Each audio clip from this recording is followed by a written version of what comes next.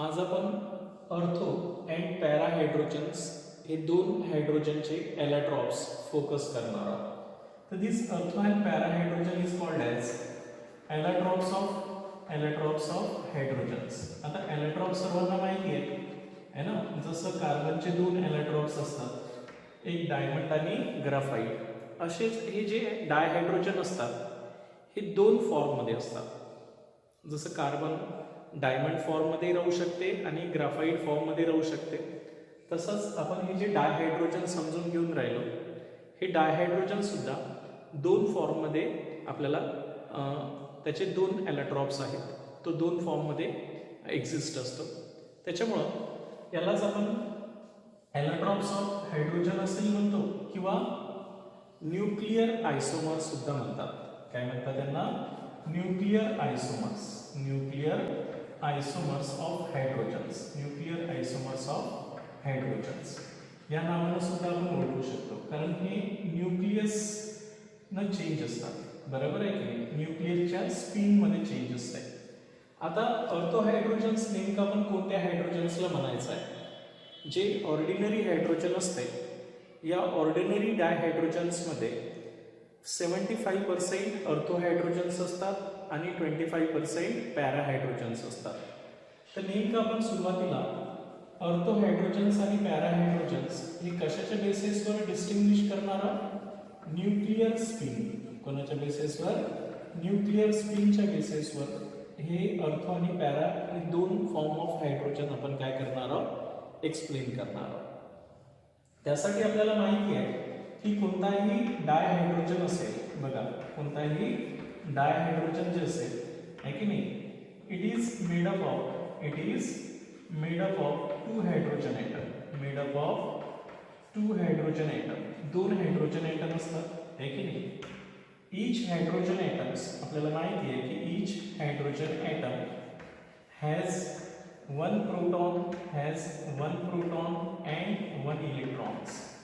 प्रत्येक हायड्रोजनपाशी एक प्रोटॉन असतो आणि एक इलेक्ट्रॉन्स असतो. डायहायड्रोजनमध्ये जे दोन हायड्रोजन ॲटम असतात, हे जे डायहायड्रोजन्स आहेत, सपोज हे एक हायड्रोजनचा ॲटम आहे आणि हे एक हायड्रोजनचा ॲटम आहे, यांच्यामध्ये एक प्रोटॉन्स आणि याच्यामध्येही एक प्रोटॉन्स या हायड्रोजन ॲटम्समध्ये, आणि यांच्यामध्ये एक इलेक्ट्रॉन्स, यांच्यामध्येही एक इलेक्ट्रॉन्स असते. जसं आपल्याला माहिती आहे की इलेक्ट्रॉन्स न्यूक्लियसच्या भोवताली स्पिन करत असतो, म्हणजे रिव्हॉल्युशन्स करत असतो. तसंच हे जे प्रोटॉन्स असतात डायहायड्रोजनमध्ये, हे सुद्धा काय होत असतात? स्पिन होत असतात, म्हणजे रिव्हॉल्व होत असतात. तर ज्या डायहायड्रोजन मॉलिक्युल्समध्ये, तर आता आपण अर्थोहायड्रोजन्स जे आहेत, तर अर्थोहायड्रोजन्स किंवा अर्थो डायहायड्रोजन सुद्धा म्हणू शकतो आपण. तर हे असे हायड्रोजनचे मॉलिक्यूल असतील, बघा लक्षात ठेवायचं आहे की हे असे हायड्रोजनचे मॉलिक्युल्स असतील ज्यांचा न्यूक्लिअर स्पिन हा सेम डायरेक्शनला असेल. काय असेल? ज्यांचा न्यूक्लिअर स्पिन हा सेम डायरेक्शनला असेल, आहे की नाही? तर यांना असं काय म्हणतो आपण? अर्थोहायड्रोजन्स म्हणतो. म्हणून अर्थोहायड्रोजन्स आर द मॉलिक्युल्स. आपण यांची डेफिनेशन्स करताना काय लिहिणार आहोत? अर्थोहायड्रोजन मॉलिक्युल्स आपण ऑर्डिनरी हायड्रोजन्समध्ये अर्थोहायड्रोजन्स कोणाला म्हणणार आहोत? Ortho hydrogens are the molecules are those असे असतात, आर दोज हुज स्पिन, ज्यांचा न्यूक्लिअर स्पिन और प्रोटॉन स्पिनही म्हणू शकतो. हे जे प्रोटॉन्स आहे यांच्या न्यूक्लियसमध्ये ते स्पिन करतात, आहे की नाही? तर ortho hydrogens molecules are those molecules whose nuclear spin or proton spin are in same directions. जे काय असेल? सेम डायरेक्शन मध्ये असेल, आर कॉल्ड, काय म्हणणार आहोत त्यांना? अर्थोहायड्रोजन्स, आर कॉल्ड ॲज अर्थोहायड्रोजन्स. म्हणजे हा जो हायड्रोजनचा प्रोटॉन्स आहे तोही त्याच डायरेक्शनला स्पिन करतो आणि दुसराही हायड्रोजन ॲटमचा प्रोटॉन जो आहे तोही त्याच डायरेक्शनला स्पिन करत असतो. तर अशा हायड्रोजन्सला आपण कोणता म्हणत असतो? अर्थोहायड्रोजन्स म्हणतो. काय म्हणतो? अर्थोहायड्रोजन्स. त्याच्यामुळं हे जे ऑर्थो हायड्रोजन असेल यांचा जर न्यूक्लिअर स्पिन आपण काढला, काय केला, न्यूक्लिअर स्पिन जर कॅल्क्युलेट केला, तर यांचा न्यूक्लिअर स्पिन जर कॅल्क्युलेट केला, इथे लिहितो मी, तर यांचा न्यूक्लिअर स्पिन जर कॅल्क्युलेट केला आपण, तर याचा न्यूक्लिअर स्पिन काय राहणार आहे, हेही प्लस हाफ स्पिन असेल आणि हाही त्याच डायरेक्शनला स्पिन होऊन राहिला, म्हणून याचाही प्लस हाफ स्पिन आहे, म्हणून टोटल न्यूक्लिअर स्पिन काय राहणार आहे यांचा 1 राहील. आता जे ऑर्डिनरी हायड्रोजन्स असतात त्यांच्यामध्ये पॅरा हायड्रोजन्स कशाला म्हणायचं असतं बघा, लक्षात ठेवायचं. जे ऑर्डिनरी हायड्रोजन्स मॉलिक्युल्स आहेत त्यांच्यामध्ये पॅरा हायड्रोजन्स नेमकं आपण कोणत्या हायड्रोजन्सला म्हणायचं असते, तर पॅरा हायड्रोजन्स आपण त्या हायड्रोजन्स मॉलिक्युलला म्हणणार आहोत की ज्यांचा न्यूक्लिअर स्पिन, हे सपोज 2 हायड्रोजन्स आहेत ज्यांचे न्यूक्लियस आहे, तर एक न्यूक्लियसचा स्पिन क्लॉकवाईज आणि एक न्यूक्लियसचा स्पिन अँटी क्लॉकवाईज असा जर असेल, म्हणजे अपोजिट स्पिन असतील, ज्या हायड्रोजनच्या मॉलिक्युल्समध्ये न्यूक्लिअर स्पिन हे अपोजिट डायरेक्शनमध्ये असतील, तर these hydrogen molecules are called as para hydrogens. म्हणून आपण यांचीही डेफिनेशन्स अशीच करणार आहोत, बघा लक्षात ठेवायचं. नेमकं आपण पॅरा हायड्रोजन्स कोणते कोणाला म्हणणार आहोत, तर para hydrogens are the molecules, para hydrogens are the molecules, हे असे आर द मॉलिक्युल्स, हे असे मॉलिक्युल्स असतील in which the nuclear spin, तुम्ही काय म्हणसाल आता, न्यूक्लिअर स्पिन किंवा त्यालाच आपण प्रोटॉन स्पिनही म्हणत असतो, proton spin are in opposite directions. कसं असेल, अपोजिट डायरेक्शन मध्ये असेल, अपोजिट डायरेक्शन्स किंवा अँटी पॅरलल असंही म्हणू आपण. तर हे जे न्यूक्लिअर स्पिन आहे हे पॅरलल स्पिन आहे असंही आपण दाखवू शकतो की हे दोन्ही सेम डायरेक्शन मध्ये न्यूक्लिअर स्पिन करतो, आणि हे जे न्यूक्लियसचा स्पिन आहे किंवा प्रोटॉनचा स्पिन आहे डायहायड्रोजन्स मध्ये, हे अपोजिट डायरेक्शनला स्पिन करत असतो, आहे की नाही. तर यांना आपण अशा डायहायड्रोजनच्या मॉलिक्युलला आपण पॅरा हायड्रोजन्स म्हणणार आहोत. तर हे जे पॅरा हायड्रोजन्स असतात यांचा जर आपण न्यूक्लिअर स्पिन काउंट केला, बघा यांचा जर न्यूक्लिअर स्पिन काउंट केला, तर एक क्लॉकवाईज डायरेक्शन म्हणजे प्लस हाफ, आणि एक जे अँटी क्लॉकवाईज डायरेक्शन आहे तो मायनस हाफ, असं 2 स्पिन अपोजिट डायरेक्शनला अँटी पॅरलल स्पिन असेल. त्याच्यामुळे टोटल स्पिन यांच्यामध्ये किती राहणार आहे, 0 राहणार आहे की नाही.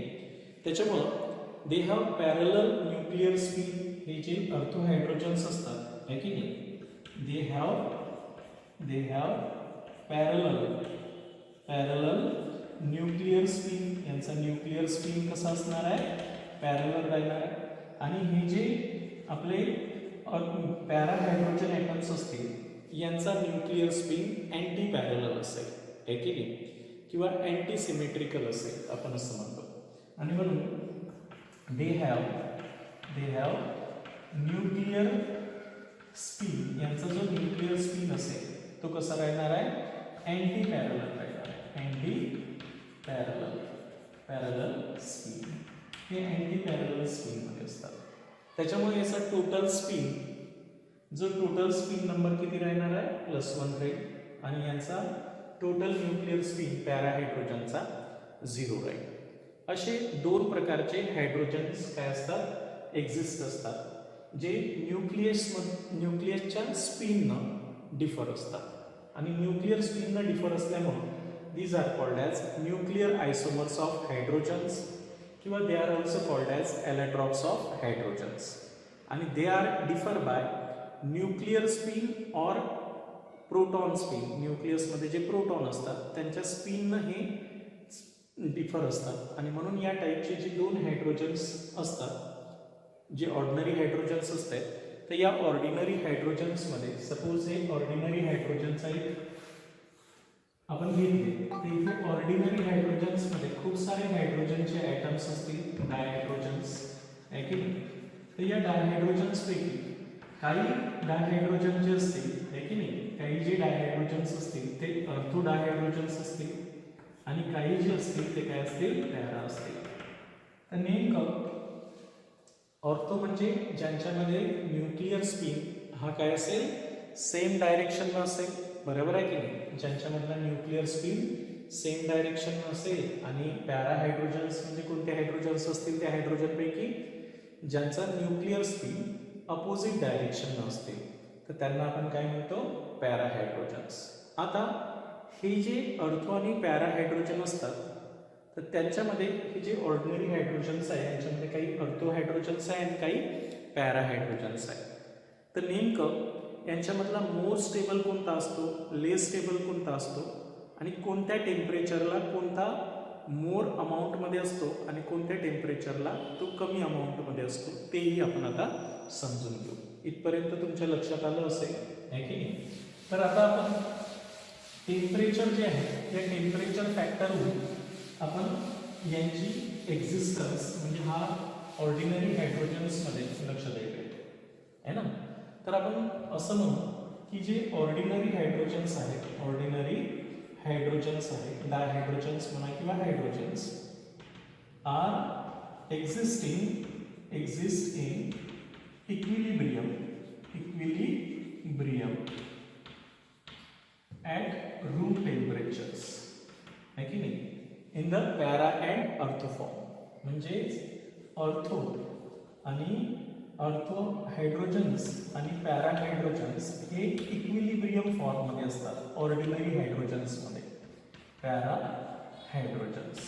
आता नेमकं तुमच्या लक्षात आलं पाहिजे की इक्विलिब्रियम म्हणजे 50-50 नाही, लक्षात ठेवा.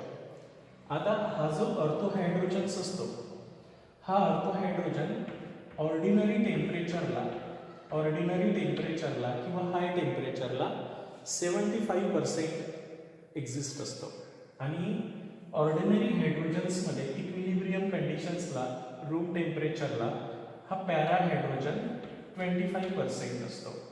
त्याच्यामुळं आपण सांगत असतो, बघा लक्षात ठेवायचं आहे की टेम्परेचर डिपेंडंट आहे, की यांचं जे एक्झिस्टन्स आहे हे टेम्परेचर डिपेंडंट आहे.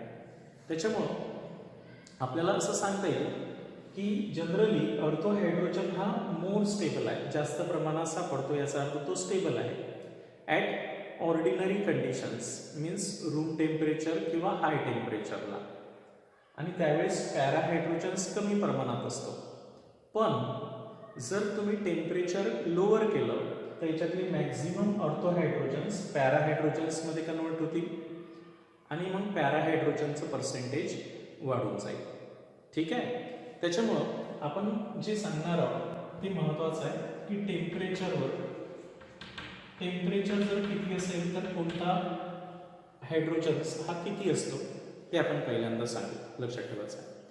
ॲट रूम टेम्परेचर, बघा लक्षात ठेवायचं आहे, ॲट रूम टेम्परेचर, जर आपण रूम टेम्परेचरला यांचा विचार केला अँड अबाऊ रूम टेम्परेचर म्हणजे रूम टेम्परेचरच्या पेक्षा जास्त जर टेम्परेचर असेल देन ऑर्थो हायड्रोजन जो असतो तो 75% असेल अँड पॅरा हायड्रोजन्स हा 25% असेल.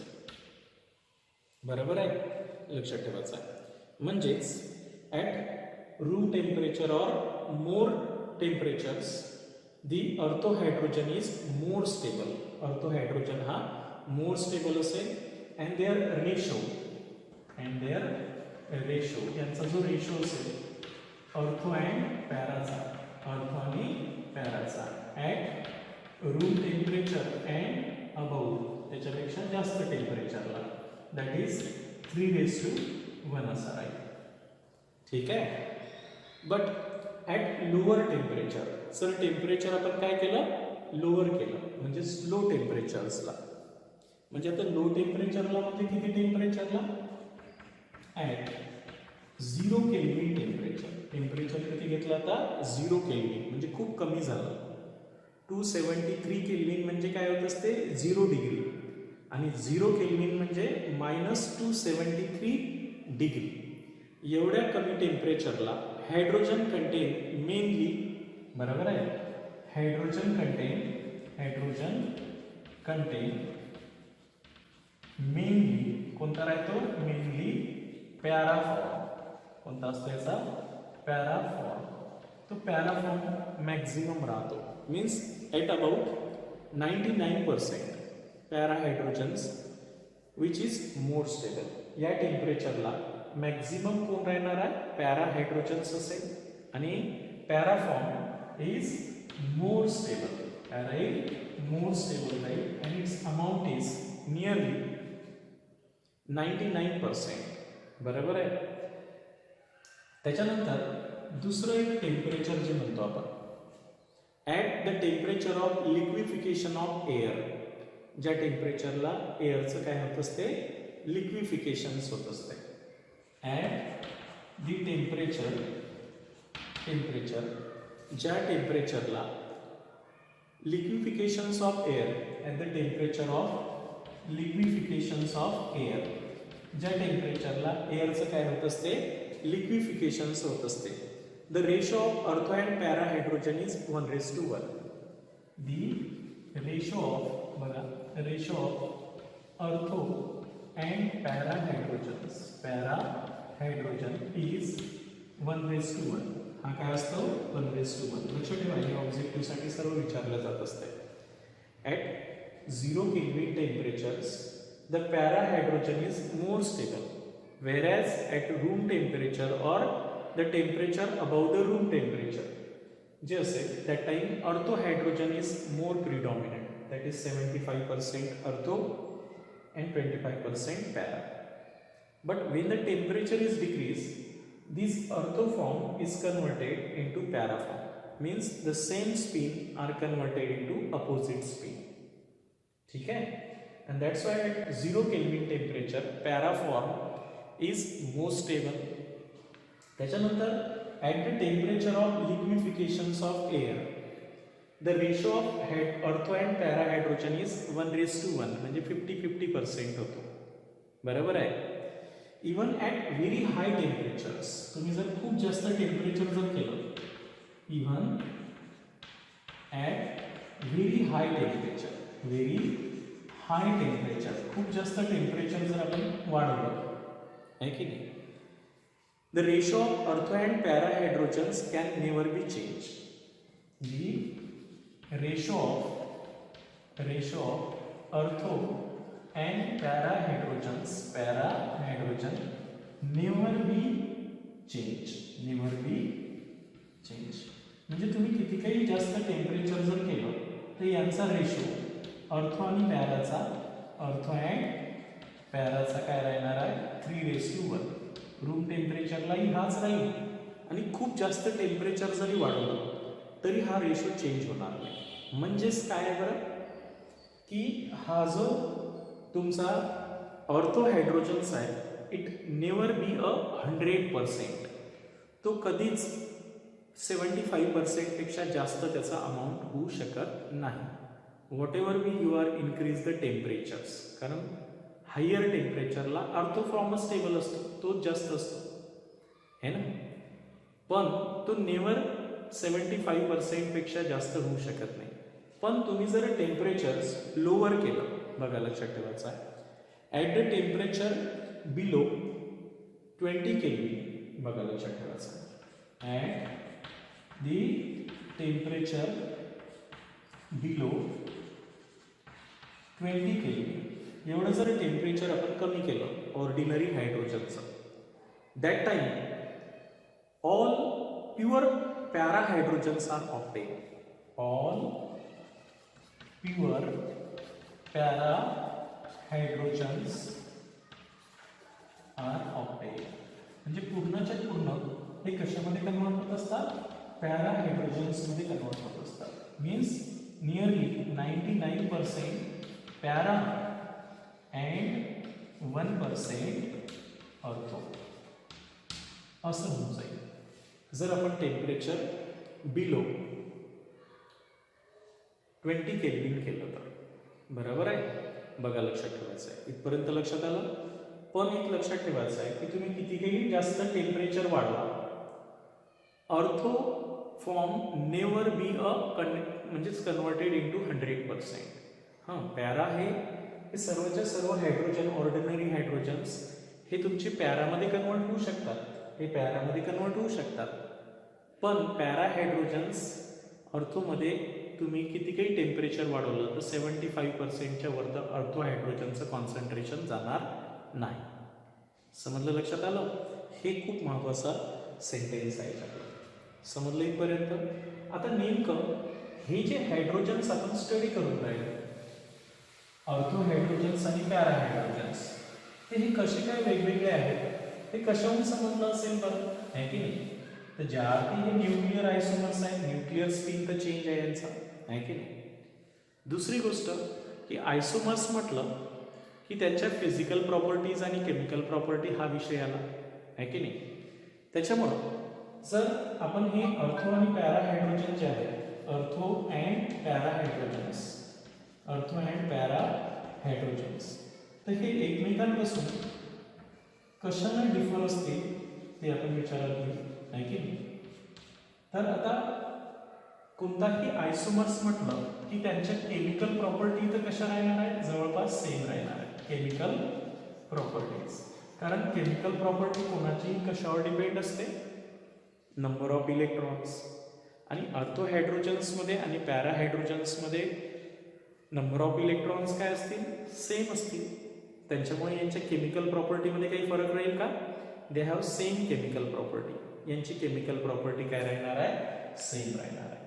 त्याच्यामुळे अर्थो अँड पॅरा हायड्रोजन्स डिफरमध्ये आपण सांगणार आहोत की they have same chemical property. काय म्हणू? They have same chemical property. They have same chemical property. यांची जी केमिकल प्रॉपर्टीज आहे ती सेम राहील. They have same chemical properties. Only they are differ by, they are differ by कशाने differ असतील, physical properties. कशाने डिफर असतील, physical properties. Means this ortho and para hydrogens are defined by the physical properties. Only they are differ by their physical properties. हे त्यांच्या physical प्रॉपर्टीजनं deferred असतील. जसं physical प्रॉपर्टीजमध्ये melting point बघा लक्षात ठेवायचं आहे. अर्थो स्टेबल असल्यामुळे यांचा मेल्टिंग पॉईंट पॅरापेक्षा काय राहणार आहे, जास्त राहील. फिजिकल प्रॉपर्टीमध्ये बॉइलिंग पॉईंट, अर्थोचा बॉइलिंग पॉईंट जास्त असेल कोणापेक्षा, पॅरापेक्षा. अशा प्रकारे म्हणजे यांच्या फिजिकल प्रॉपर्टीज. थर्ड, यांची जी हीट कॅपॅसिटी असेल, हीट कॅपॅसिटी सुद्धा फिजिकल प्रॉपर्टी आहे, तर हे हीट कॅपॅसिटीना डिफर असते. थर्मल कंडक्टिव्हिटी, यांची थर्मल कंडक्टिव्हिटी सेम नाही राहणार आहे. थर्मल कंडक्टिव्हिटी आहे की नाही, आहे ना? यामध्ये हे काय असतील, डिफर असतील. क्लिअर होऊन राहिलं मी काय सांगितलं आहे ते? तर त्याच्यामुळं हे कोणकोणत्या प्रॉपर्टीनं डिफर असतील हे लक्षात आलं पाहिजे. They have same chemical properties. यांच्या काय असेल, केमिकल प्रॉपर्टीज कशा असतील, सेम असतील. They have same chemical properties. ही केमिकल प्रॉपर्टीजनं काय असतील, सेम असतील. But they have differ in their physical properties. ठीक आहे. आता हीट ऑफ ॲब्झॉर्प्शन, यांचं जे हीट ऑफ ॲब्झॉर्प्शन आहे तेही वेगळं राहील physical property. Heat of absorption, heat of absorption याही प्रॉपर्टीने हे डिफर असते. आणि अर्थो आणि पॅरा हायड्रोजन जे असतात आहे की नाही, हे हीट ऑफ ॲब्झॉर्प्शनला किती डिफर असतील माहिती आहे का? 0.4 किलोजूल पर मोल. एवढ्या व्हॅल्यूमध्ये हे काय असतील, डिफर असतील. कळून राहिलं मी काय सांगून राहिलो की नेमकं आपण जे अर्थो आणि पॅरा हायड्रोजन स्टडी करून राहिलो, यांचं जे अमाऊंट आहे हे टेम्परेचर डिपेंडंट आहे, हे आपण शिकलो. दुसरी गोष्ट की हे अर्थो आणि पॅरा हायड्रोजन्स एकमेकांपासून कसे डिफर आहे हे आपल्याला शिकायचं होतं, बरोबर आहे की नाही? मग आता हे अर्थो आणि पॅरा हायड्रोजन्स एकमेकांपासून कसे डिफर आहे हे समजून घेण्यासाठी आपल्याला सर्वात पहिल्यांदा आपल्याला लक्षात आलं पाहिजे की कोणतेही आयसोमर्स म्हटलं तर ते फिजिकल आणि केमिकल प्रॉपर्टीहून आपण डिफरंट करत असतो. तर जसं अर्थो आणि पॅरा जे दोन न्यूक्लिअर आयसोमर्स आहे किंवा एलेट्रॉप्स आहे हायड्रोजनचे, तर हे बेसिकली त्यांच्या फिजिकल आणि केमिकल प्रॉपर्टीवरनं आपण डिफर कशा आहेत ते सांगणार आहोत. जनरली केमिकल प्रॉपर्टीनेही डिफर राहणार नाही, कारण यांच्यामध्ये नंबर ऑफ इलेक्ट्रॉन्स काय राहतील, सेम असतील. म्हणून they have same number of electrons, that's why their chemical properties are similar, but they are differ in their physical properties. हे फक्त त्यांच्या फिजिकल प्रॉपर्टीजनं काय असतील, डिफर असतील. मग आता नेमकं कोणत्या फिजिकल प्रॉपर्टीजनं ही डिफर असतात हेही आपल्याला कळलं पाहिजे. त्या फिजिकल प्रॉपर्टीमध्ये खूप सारे येतात, जसं थर्मल कंडक्टिव्हिटी येते, हीट कॅपॅसिटी ऑफ डायहायड्रोजन्स, त्याच्यानंतर हीट ऑफ ॲड्झॉर्प्शन, त्याच्यानंतर मेल्टिंग पॉईंट, बॉइलिंग पॉईंट. हे जे प्रॉपर्टीज आहेत या प्रॉपर्टीच्या व्हॅल्यूमध्ये यांचा काय असेल, फरक असेल. केमिकल प्रॉपर्टी सेम असेल, फक्त ते फिजिकल प्रॉपर्टीजनं डिफर असतील. आणि म्हणूनच आपण यांना काय म्हणत असतो की हे एकमेकांचे न्यूक्लिअर आयसोमर्स आहे किंवा ॲलॅट्रॉप्स ऑफ हायड्रोजन्स आहे. क्लिअर झालं मी जे काही आत्तापर्यंत समजावून सांगितलेलं आहे. तर ऑर्थो हायड्रोजन्स आणि पॅरा हायड्रोजन्सवर ऑब्जेक्टिव्ह विचारण्याची शक्यता आहे.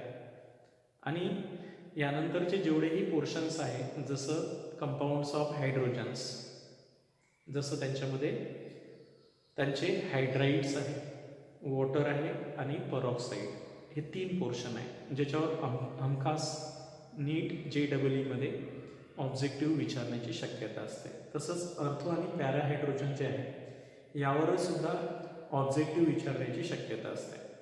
या लेक्चरच्या नंतरचंच लेक्चर मी यांचं ऑब्जेक्टिव्ह लेक्चर रेकॉर्ड करून तुम्हाला त्यांची गुगल फॉर्मची टेस्ट त्याच सोल्युशनच्या खाली मी अपलोड करतो. ती टेस्ट सोडवा पहिल्यांदा आणि मग त्याचं जे एक्सप्लेनेशन्स आहे, त्यांचे जे ॲन्सर आहे ते त्या सोल्युशन्समध्ये पहा. ठीक आहे, इथपर्यंत सर्वांच्या लक्षात आलं असेल. आज जो आपण पोर्शन्स कंप्लीट केला आहे तो आहे अर्थो आणि पॅरा हायड्रोजन्स. तर अर्थो आणि पॅरा हायड्रोजन्समध्ये हे जे ऑर्डिनरी हायड्रोजन्स असते त्या ऑर्डिनरी हायड्रोजन्समध्ये 2 प्रकारचे हायड्रोजन्स आपण पाहतो, अर्थो आणि पॅरा. नेमकं आपण अर्थो कोणत्या हायड्रोजन्सला म्हणतो की ज्या हायड्रोजन मॉलिक्यूलमधले जे न्यूक्लियस असतात त्यांच्यामधल्या प्रोटॉनचा स्पिन जर सेम डायरेक्शन असेल तर त्यांना आपण अर्थो हायड्रोजन्स म्हणत असतो. आणि ज्या ऑर्डिनरी हायड्रोजन्समध्ये प्रोटॉनचा स्पिन हे कसा राहणार आहे, अपोजिट असणार आहे. बघा, म्हणजे हे एकमेकांचे कसं राहणार आहे, अपोजिट असेल, तर त्यांना आपण काय म्हणत असतो, पॅरा हायड्रोजन्स. पॅराचं मिनिंगच होत असते अपोजिट. ऑर्गॅनिक केमिस्ट्रीमध्ये पॅरा म्हणजे 1/4 पोझिशन्स, तसंच हे आहे. क्लिअर आहे. आणि हे दोन्हीही न्यूक्लिअर आयसोमर्स म्हणजे न्यूक्लिअर स्पिननं डिफर आहेत आणि त्याच्यामुळं यांना न्यूक्लिअर आयसोमर्स असं म्हणतो आपण.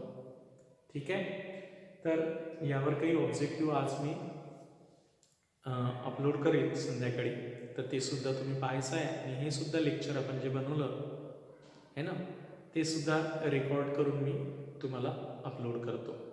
ओके, उद्याला आपण हायड्राइड्स पाहणार आहोत. काय पाहणार आहोत, हायड्राइड्स म्हणजे कंपाऊंड्स ऑफ हायड्रोजन्समध्ये hydrides. Binary compounds of metals and non metals with hydrogens are called as hydrides. मग हायड्राइडचे 3 प्रकार पाहणार आहोत, आहे की नाही. आयोनिक हायड्राइड्स, कोव्हॅलंट हायड्राइड्स आणि इंटरस्टिशियल हायड्राइड्स. मग नेमकं त्यांच्याही प्रॉपर्टी आपण क्लिअर करणार आहोत. ते सुद्धा खूप इम्पॉर्टंट आहे, त्याच्यावर सुद्धा खूप सारे ऑब्जेक्टिव्ह विचारले जात असते. म्हणजे एस ब्लॉकचाही पॉईंट आहे तो, पी ब्लॉकसाठीही तो पॉईंट येणार आहे आणि काही डी ब्लॉकचेही एलिमेंट्स आहे जे हायड्राइड बनवत असतात. त्याच्यामुळे नेमकं कोणते हायड्राइड्स कोणते एलिमेंट आपल्या पिरियॉडिक टेबलमधले तयार करतील हे उद्याच्या लेक्चरमध्ये आपण पाहणार आहोत. ठीक आहे, थँक्यू.